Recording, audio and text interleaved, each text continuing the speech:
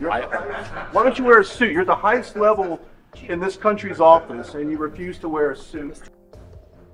White হাউসে মার্কিন president Donald ট্রাম্পের সঙ্গে প্রকাশ্যে বাকবিতণ্ডা জড়িয়েছেন ইউক্রেনের প্রেসিডেন্ট ভ্লাদিমির জেলেনস্কি। শুক্রবার এক বৈঠক অনুষ্ঠিত হয়েছিল।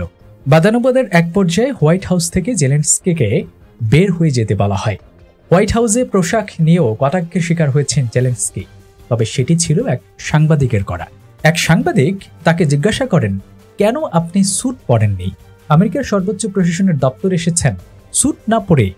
ইউক্রেনের প্রেসিডেন্টকে খানিকটা ব্যঙ্গ করে এরপর তিনি বলেন, আপনার আদৌ স্যুট কি আছে? Why don't you wear a suit? You're at the highest level in this country's office, and you refuse to wear a suit. Just want to see if you own a suit. Zelensky তখন তৎক্ষণাৎ জবাব দেন, এই যুদ্ধ শেষ হলে আমি নিশ্চয়ই sweet পরব, হয়তো আপনার মতো, হয়তো আপনার চেয়ে ভালো কিছু অথবা সস্তা কিছু পরব।